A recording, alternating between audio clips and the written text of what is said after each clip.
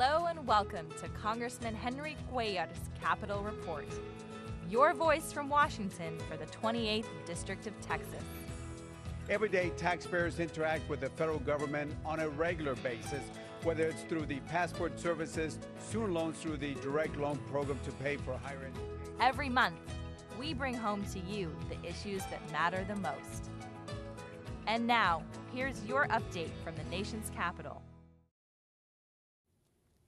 Hi, this is Congressman Henry Cuellar, and welcome to our monthly report. And I certainly want to say thank you so much for being here. Today we have some special guests, and I really appreciate both of y'all to being here with us. First of all, Dr. Joan Ferrini-Mundy, Assistant Director of the National Science Foundation.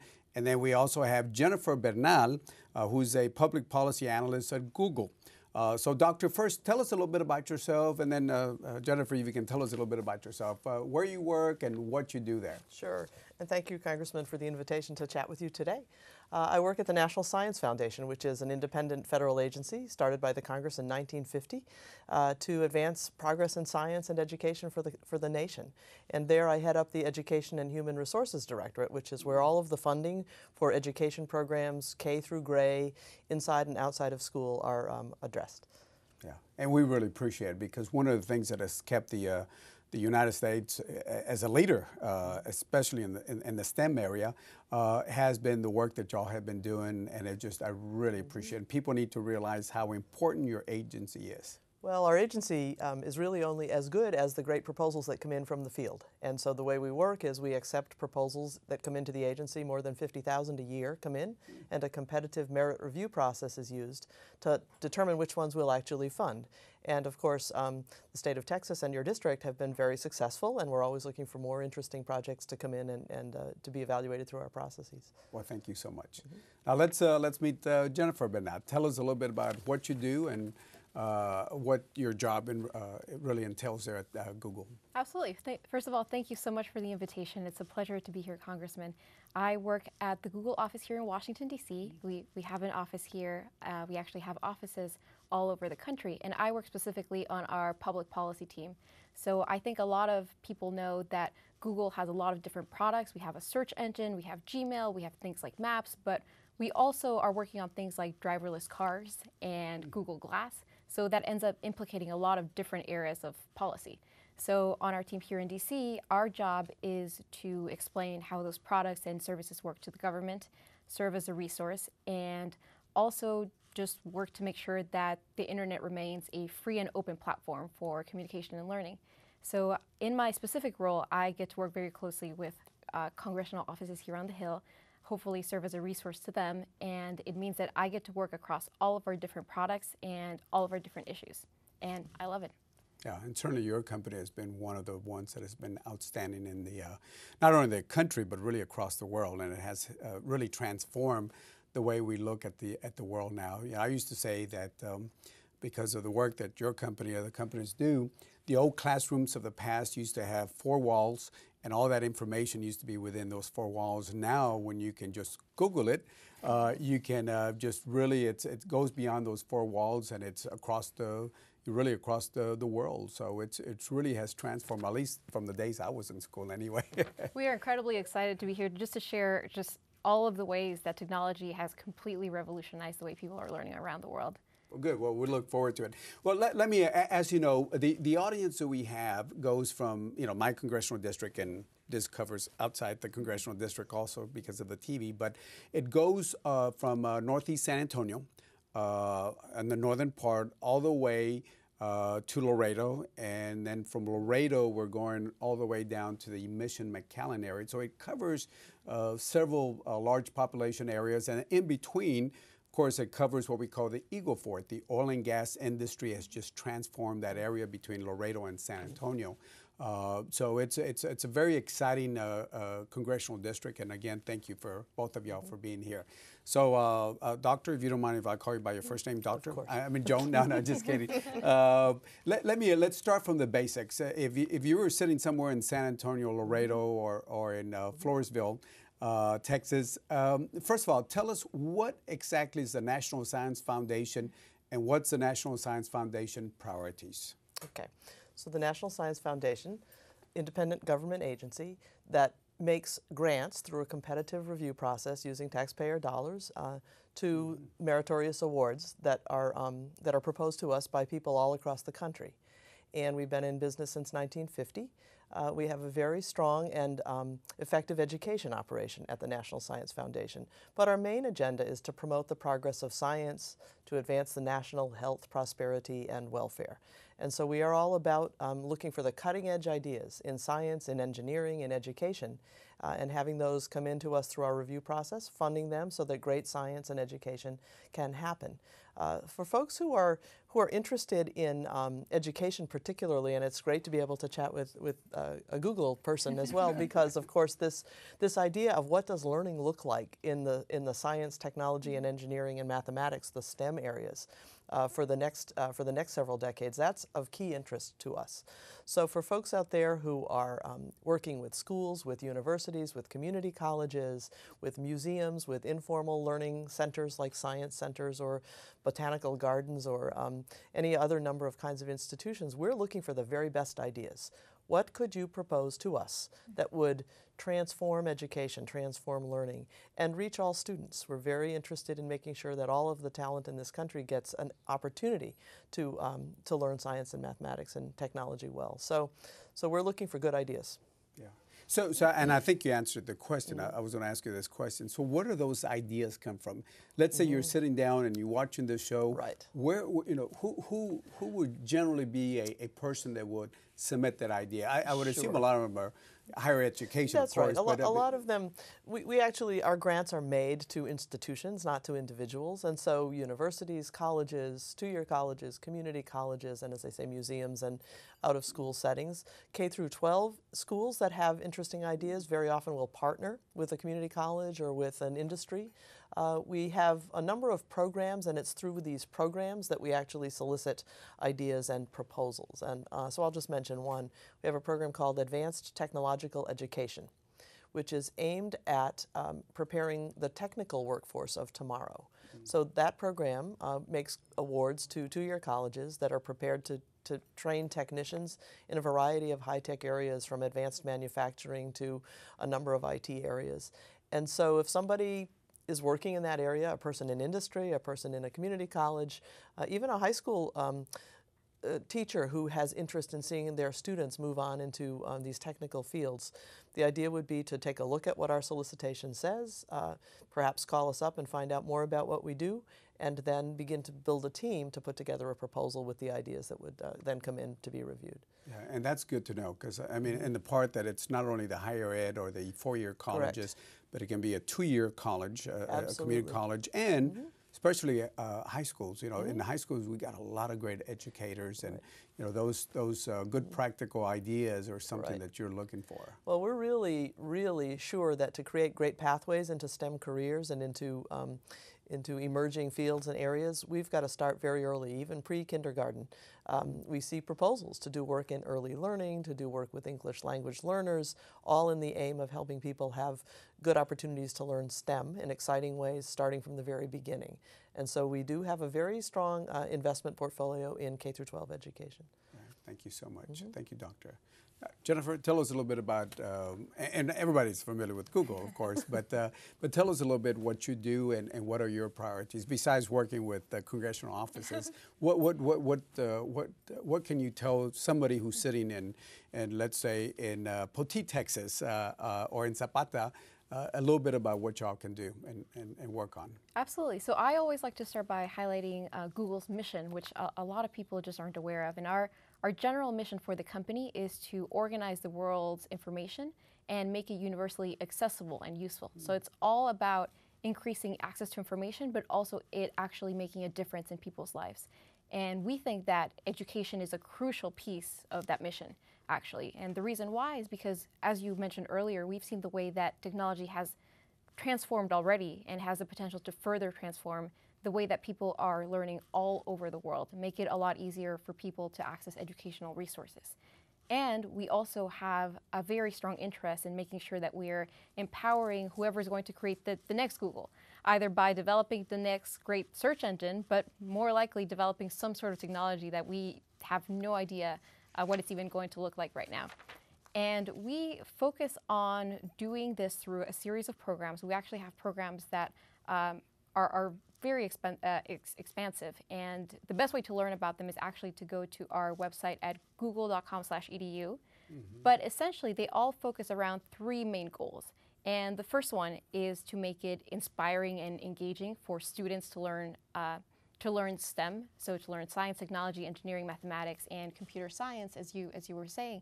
And the second goal is to empower the communities of educators that we know are doing great things, because we know that at the end of the day, teachers know best what their students need, and we know that there are lots of organizations and individuals who are already doing great work.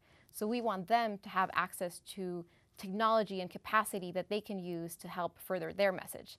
And the third piece is that at Google, we want to build a baseline of access for everyone, so that wherever you are in the world, you have that basic access that even if you don't have specific resources in your school or in your community, you could go online and access information there, access courses there, and basically go beyond what is in your immediate vicinity. So some of the I think very cool initiatives that a student in your district could go and learn about if they visited our website include, for example, a competition that we have called the Google Science Fair. That's actually open for submissions right now. And just like the programs you were describing, it's all about us fielding great ideas from students ages 13 to 18 who may have an idea, an outline for an experiment that could help solve one of the really big problems that we see around the world. So what we do is we take in these experiment ideas, we choose winners from all over the world, and in return we give them scholarships, we give them trips, we give resources to their schools, and we've seen some incredible projects come out of this contest. One of our previous winners was actually from Texas. It was a young girl who actually designed an experiment that would help detect why cancer cells grow immune to chemotherapy. Another winner was a student from Florida who actually went and designed an app that helped detect cancer cells. So those are the sorts of amazing projects that we see students submit, and these are students from all over the country.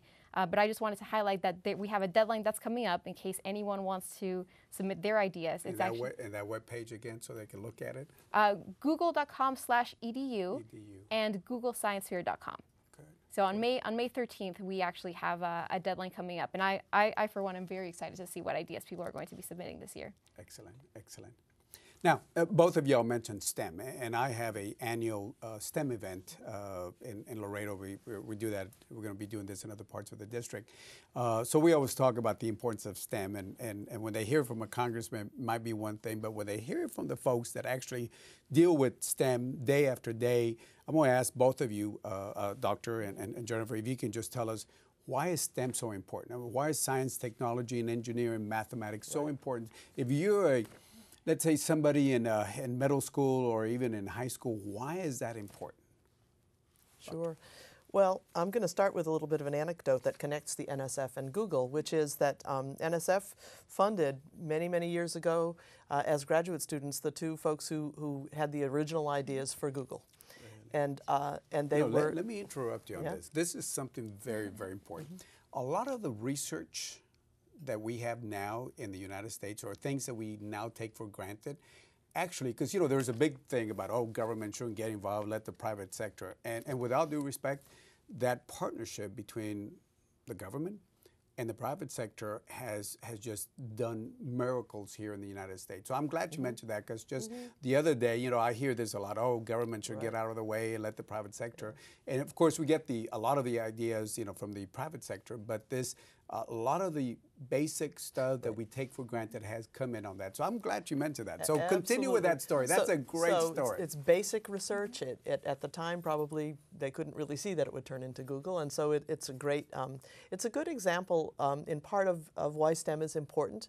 We can't really know where the next wonderful, important advance for society will come from, but increasingly it's likely to come from areas that are technological, from areas that require the undergirding for that technology through engineering, through science, through technology, mathematics. But I was going to give another reason, which isn't the usual government reason. It's important for the economy and the jobs will be there and the fields are growing. And that is, it's just really interesting material.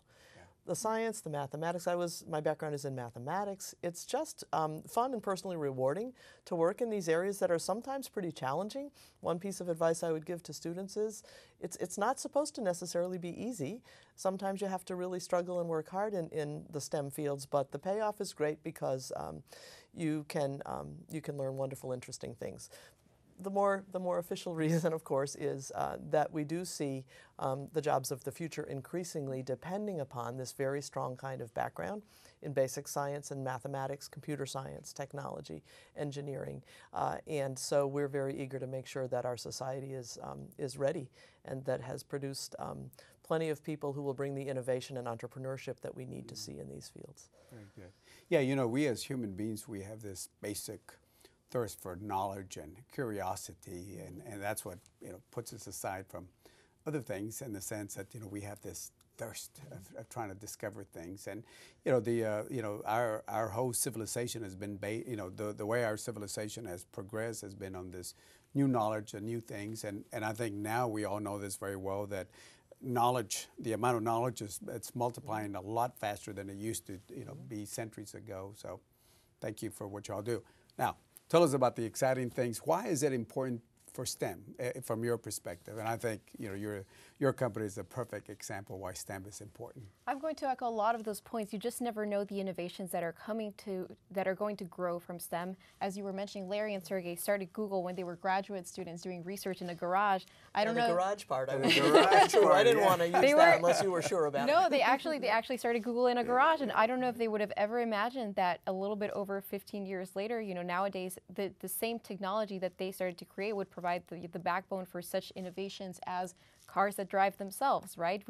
You start with a search engine, then you end up tackling these other really big challenges that you see around you in society. So I think that's really exciting. We certainly do not have enough engineers. We're always looking for more. Google is hiring very aggressively because we need more people to be building these new tools, but we're not the only ones. We know that the demand is all across the economy, as you were saying. It's just an incredible source of jobs, but beyond just the jobs piece, I think nowadays, even if a student doesn't end up devoting him or herself completely to, let's say, engineering, it's becoming so much more important to just have basic knowledge of the STEM fields for anything that you do.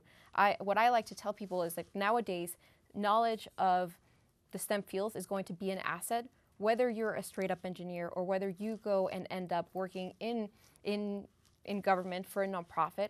Nowadays, what I see very much from the Google perspective is that it's become such an important way that people just get their message out.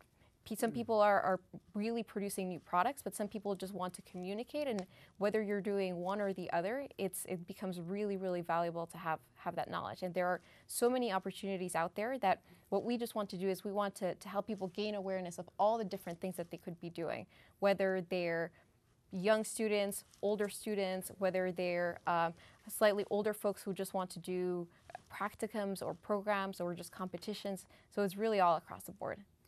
Right. You know, let me ask you, talking about, both of y'all mentioned opportunities and jobs.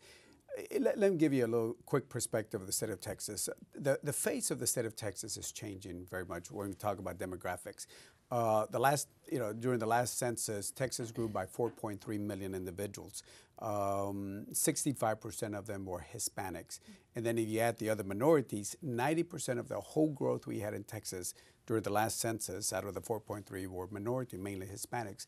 So what opportunities are y'all both providing for diversity, for Hispanics or African Americans, for minorities, but especially for the Hispanics? My district is 80% Hispanic. It's South Texas, but just in generally, what are y'all doing for Hispanics? And that applies for everybody, but let's just focus on Hispanic opportunities. So at the National Science Foundation, we talk about our commitment to broadening participation, which has been a key focus for the agency for decades.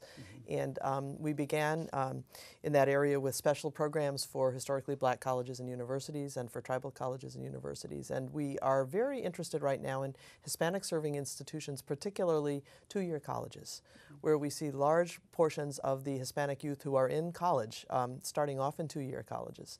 And then the transition of students from two-year colleges into four-year STEM degrees. to increase employability options and also opportunity. So we've just issued two what we call at the NSF, we call Dear Colleague letters. These are calls for special calls for proposals to come into us.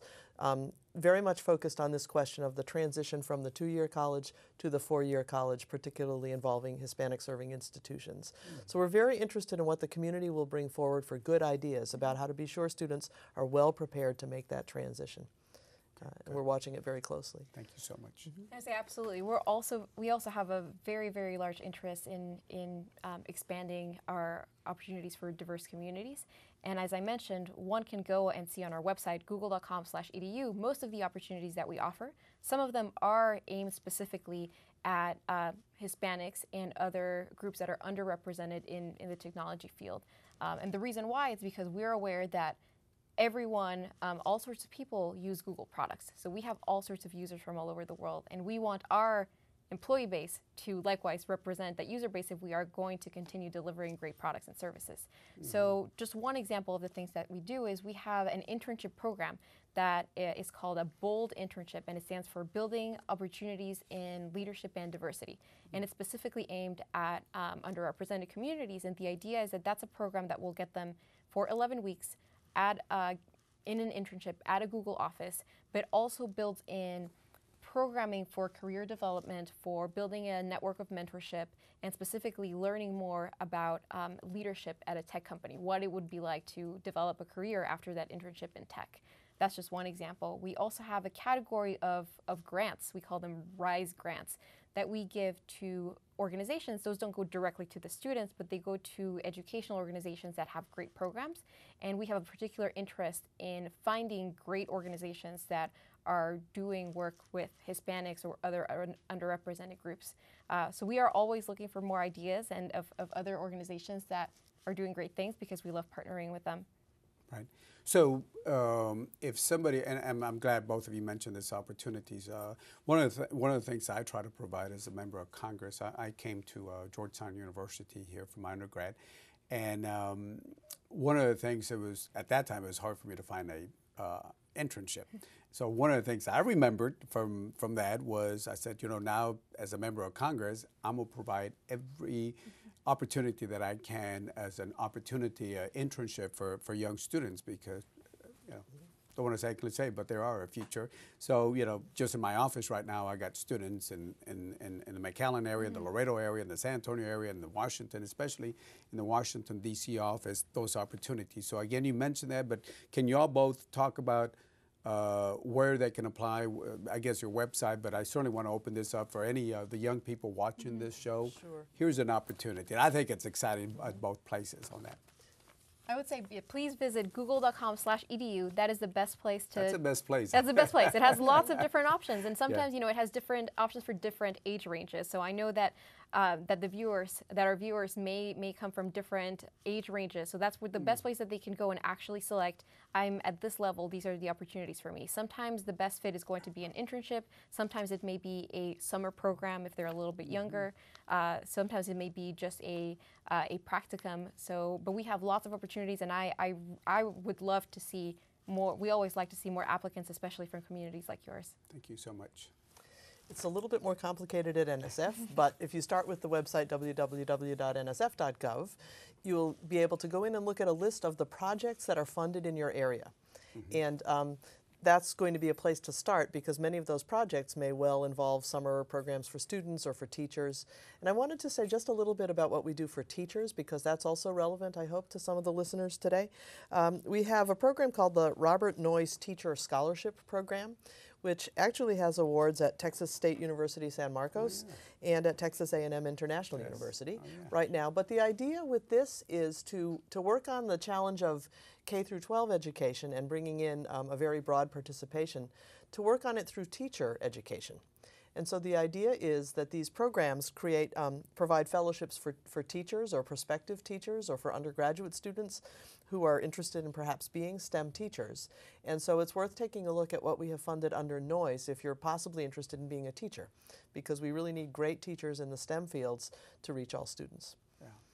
Well, we just got a couple minutes left, so let me just ask you just quickly, What are the biggest breakthroughs that lately that you've had, and then same thing with Google?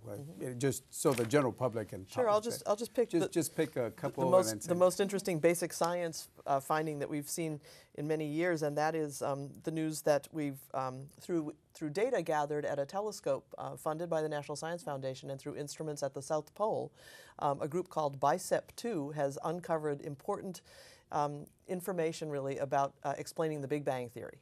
And so it's called cosmic inflation, and it's hailed in the scientific community as just phenomenal science that's been made possible by the investment of the American people in the National Science Foundation. Good. I would say that on the one hand, we've had some really exciting breakthroughs in sort of the new technology space. So again, autonomous vehicle technology, those are self-driving cars. We have a team that is currently experimenting with ways to deliver the internet to underserved regions via balloons. So I think that's very exciting. But something that I think is also very, very exciting on a personal level is just the extent to which you can nowadays go on a platform like YouTube, and I think this may be relevant for our audience, and just see the incredible array of educational content that people are uploading onto the platform. So we know that the teachers and educators are turning to YouTube and posting everything from courses about learning Japanese to AP Physics to algebra, and some of our most popular channels on YouTube are educational channels. So there are channels like PBS and Minute Physics, those sorts of channels. So I think it's really exciting how even if someone says, well, you know, I don't have these specific resources in my school, a little bit of research online can go a really long way to opening up a really broad range of possibilities. And I say, you know, it's not just on Google platforms. You know, you can start to learn how to code on code.org or Codecademy. So just lots of really, really great ways to access information in ways that you couldn't before.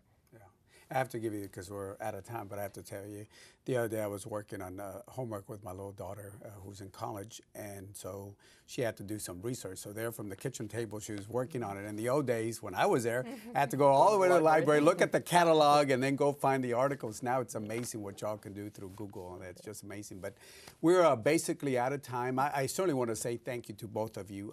Dr. Joan Ferrini-Mundy, I have to say, you know, your agency is one of those agencies, in my opinion, it's fascinating. I mean, just as human beings, just knowledge is just fascinating. And of course, Jennifer Bernal, I just want to say, you know, Google is one of those examples of what it is to be an American and what the innovation an American can do to change not only America, but really the whole world. So I want to thank both of y'all. So thank you. So again, Doctor, you know, thank you, and Jennifer, thank you, and to both of you, thank you so much, and to all of y'all, thank you so much for this monthly report, Capital Report. Again, to all of us, from my guests here, I want to say thank you, and to all of y'all, God bless you, and we'll see you next month.